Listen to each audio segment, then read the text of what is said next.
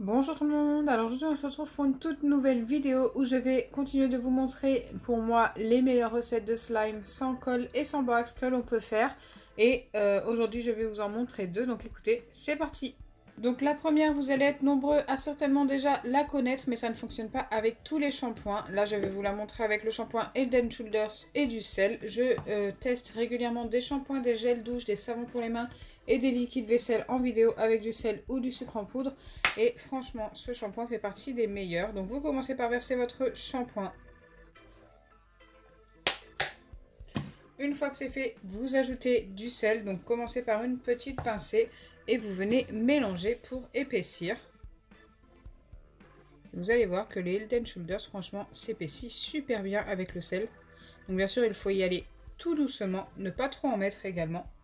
Donc là, j'en mets une deuxième pincée.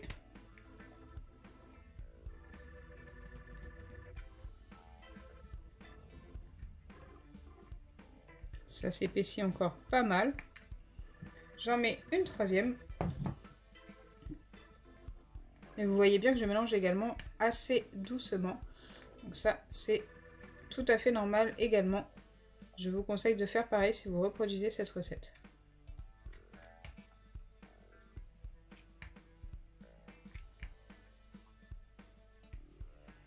Je pense en mettre une petite dernière.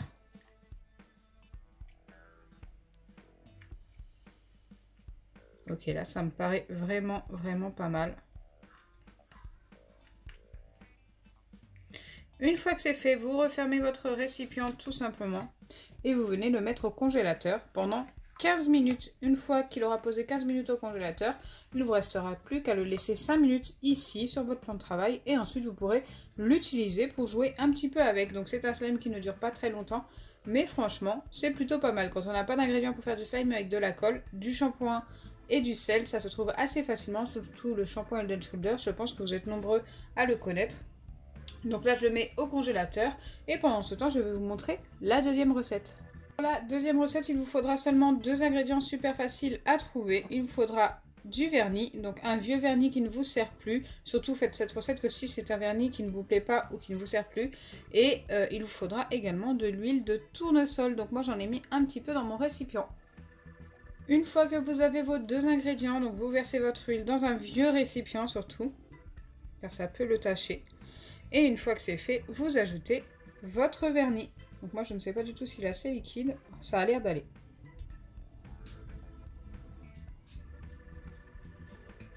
Donc il faut être très patient. Bien sûr, c'est pour obtenir un mini slime. Si vous en voulez un plus grand, il faut avoir plusieurs vernis qui ne vous servent plus. Moi, c'est un vieux vernis et c'est vrai que j'utilise jamais. Je l'ai utilisé très peu. Et une fois sur les ongles, il ne me plaît pas. Donc je me suis dit, bon allez, pour la vidéo, pourquoi pas. Donc là, j'essaye de tout vider, en tous les cas un maximum.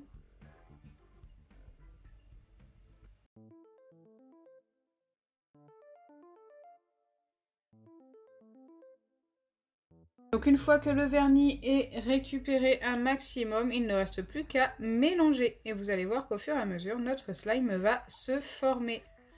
Donc ça peut être assez long. Il faut avoir pas mal de patience.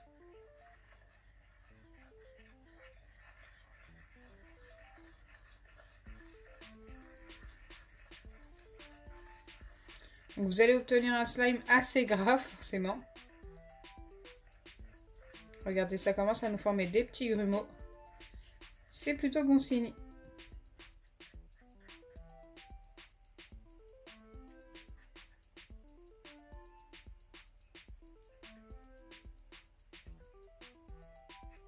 N'hésitez pas à mélanger assez longtemps, hein, parce que là on a l'impression que c'est formé, mais pas du tout.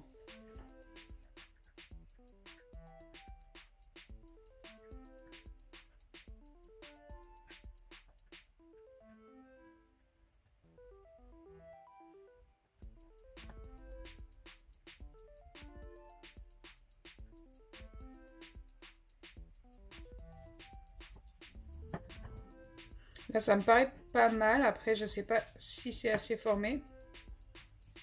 Nous allons vérifier. Donc, faites ça bien au-dessus de l'huile pour travailler la pâte, car si elle recolle, vous avez juste à la remettre un petit peu dans l'huile, tout simplement.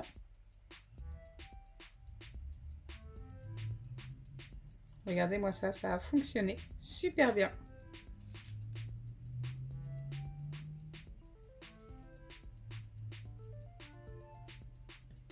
Hop, je l'ai refait tomber dedans.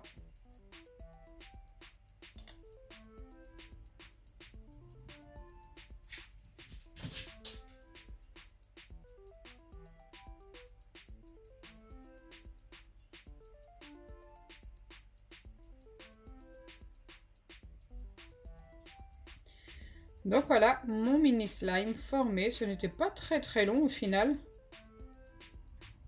Bon, forcément, si vous en avez un plus grand à former avec plusieurs vernis, ce sera un petit peu plus long.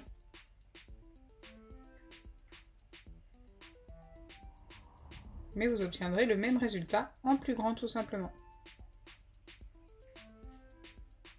Donc maintenant, j'en reviens à la première recette qui a posé 15 minutes au congélateur et 5 minutes sur le plan de travail. Et nous allons pouvoir la vérifier.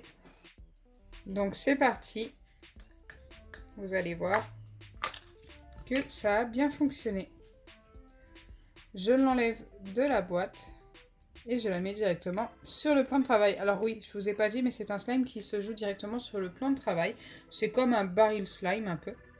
Et là, vous pouvez tout simplement venir le malaxer sur votre plan de travail, comme ceci.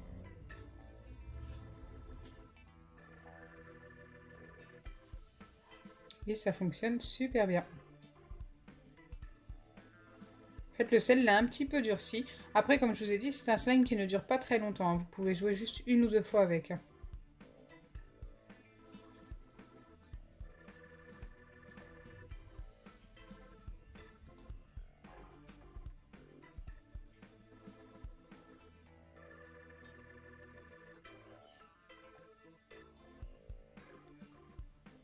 Donc voilà pour les 2 recettes de slime inratables d'aujourd'hui. N'hésitez pas à me dire dans les commentaires celui que vous avez préféré. Moi je préfère celui-ci parce que forcément ça ressemble plus à un vrai slime que celui-ci. Celui-ci c'est plus baril slime mais ça dure beaucoup moins longtemps.